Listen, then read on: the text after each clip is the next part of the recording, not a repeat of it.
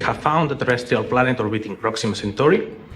It's the nearest exoplanet we will ever find because it's the nearest star to the Sun. The James Webb Space Telescope has stunned the world yet again. Scientists point its massive mirrors at a distant exoplanet, expecting to find another lifeless world. But instead, something impossible appears. Lights, not natural light from a star or reflected moonlight, artificial light. The kind of illumination that only advanced civilizations could create. The discovery sends shockwaves through the scientific community. Have we finally found proof that we're not alone? What is this planet and how did it remain hidden until now? The planet, designated WASP 187b, orbits a Sun-like star over 300 light-years away.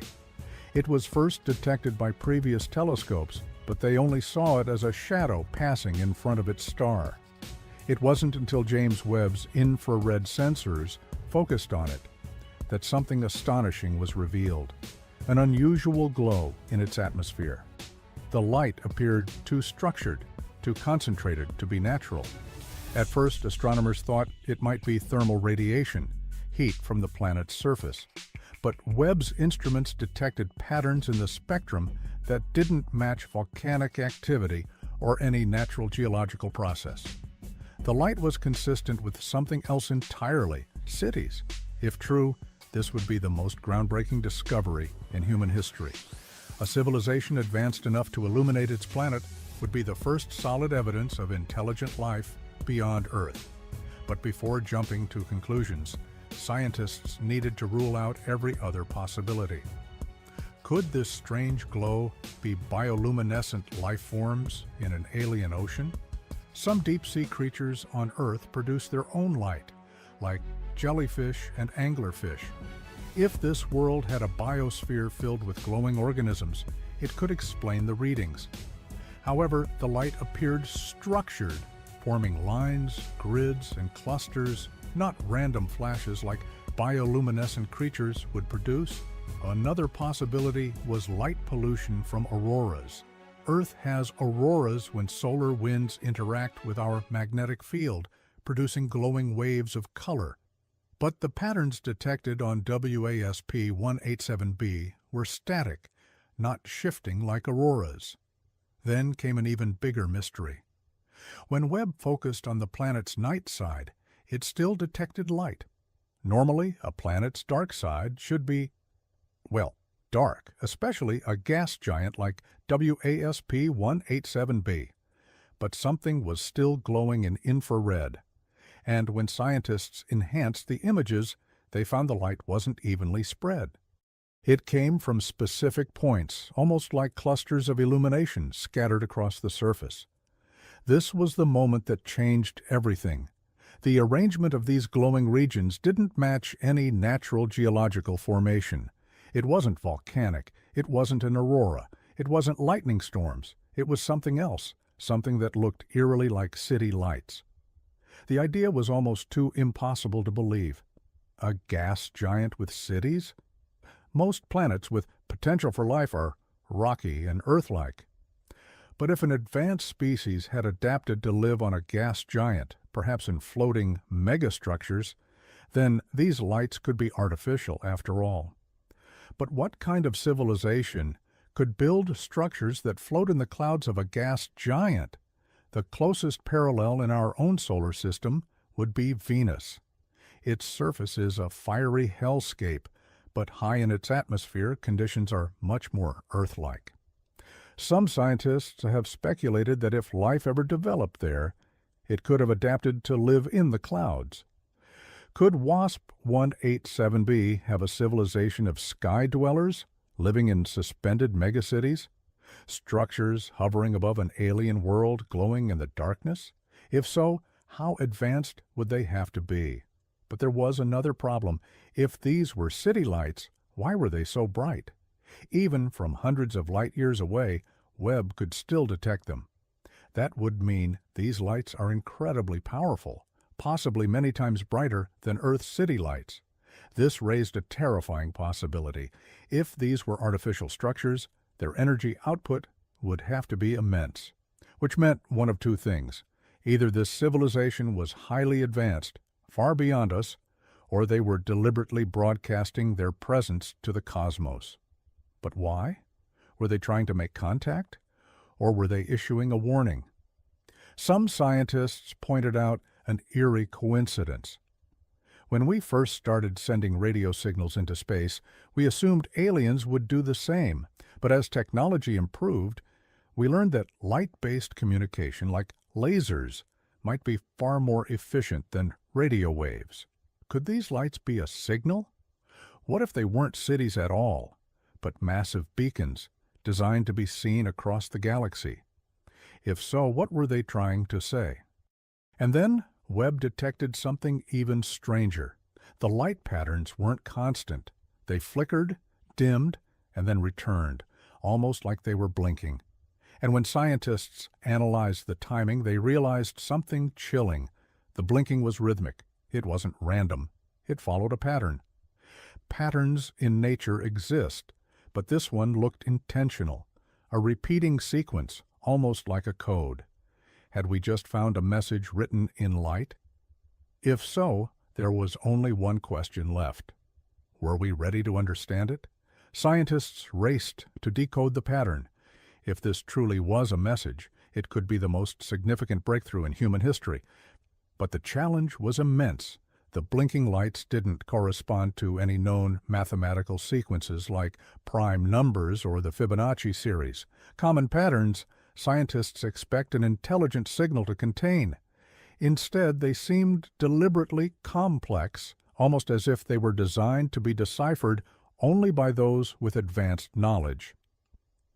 Some researchers suggested the lights could be a form of optical communication, similar to how humans use fiber optics to transmit data. If this civilization had developed light-based communication technology, their message might be encoded in ways beyond our understanding.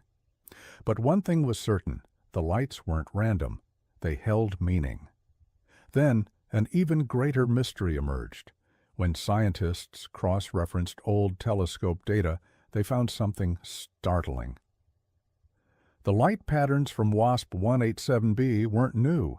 They had been blinking for decades. How had we missed this? It turned out that previous telescopes simply weren't powerful enough to detect the lights with precision. They had been written off as background noise in the data. Only with Webb's advanced infrared capabilities did the truth finally come to light. But if this civilization had been transmitting for so long, it raised a chilling question. Had they been trying to reach us this entire time? Or worse, had they been signaling someone else? Some theorists speculated that these lights weren't a greeting at all. Instead, they could be a distress signal, a warning, a desperate call for help from a dying civilization. If so, what were they warning us about? To find answers, astronomers needed more data. They focused Webb's spectrographs on the planet, scanning for chemical signatures in its atmosphere. What they found made the mystery even deeper. WASP 187b's atmosphere contained traces of unidentified industrial gases, compounds that shouldn't exist naturally. These were complex molecules, possibly the byproduct of advanced technology. On Earth, similar compounds are found in factories and power plants. This was another clue that something artificial was happening on this planet. But what truly shocked scientists was a second, even more unexpected discovery. Traces of an element rarely found in nature, but commonly associated with nuclear reactions. If these readings were correct, it suggested that WASP 187b's civilization wasn't just using energy. They were generating it on a massive scale, potentially through nuclear fusion or something even more advanced. But then came the final, most terrifying revelation. As Webb continued to monitor the planet, the blinking pattern changed. The sequence was no longer repeating in a steady rhythm. Instead, it became erratic, unstable. The lights were going out. One by one, the glowing clusters started disappearing, as if entire regions of the planet were losing power. Something was happening on WASP 187b, something catastrophic. Had we just witnessed the death of an alien civilization, or was something else responsible for the vanishing lights?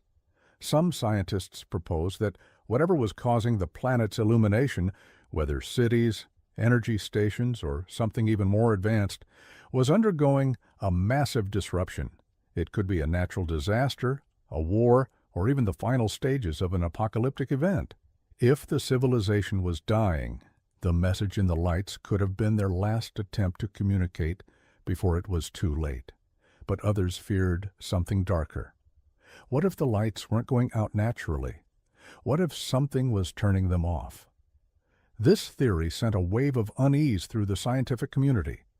Could there be another force at play?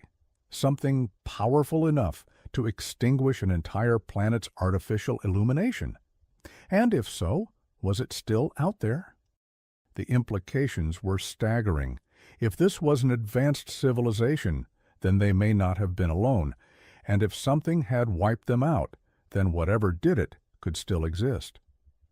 Theories emerged about a cosmic threat, perhaps a natural event, like a powerful gamma-ray burst, a rogue artificial intelligence, or even an interstellar predator, a civilization-destroying force beyond anything we could imagine. And then another strange detail emerged. As scientists continued to analyze the data, they found one last light, the final brightest point on the planet. Unlike the others, this one didn't dim. It remained steady, a single, unblinking beacon. A lone survivor? A final message? Or something else? Webb's instruments continued to gather data, but the answer remains unknown. One thing, however, is certain. This discovery has changed everything. For centuries, humans have looked to the stars, wondering if we are alone. Now, we may finally have our answer, and it comes not in the form of a radio signal, but in the silent glow of distant lights, lights that once shone brightly and are now fading into the void. The search for answers continues. But one question lingers. If we have found them, have they already found us? And if so, are we next? For centuries, humanity has sought to make contact with extraterrestrial life. We've sent radio signals deep into space, hoping for a response. We've broadcasted our location to the universe, believing that if intelligent life exists, they would be peaceful. But what if we were wrong? What if we've been too loud? What if the reason the cosmos seems so silent is because advanced civilizations know to stay hidden? And what if something is listening? The mystery of WASP 187b is far from over. Scientists continue to analyze the data, searching for answers. But one thing is certain. We are no longer just asking if we are alone. Now we must ask ourselves something far more unsettling. If we are not alone, should we be afraid?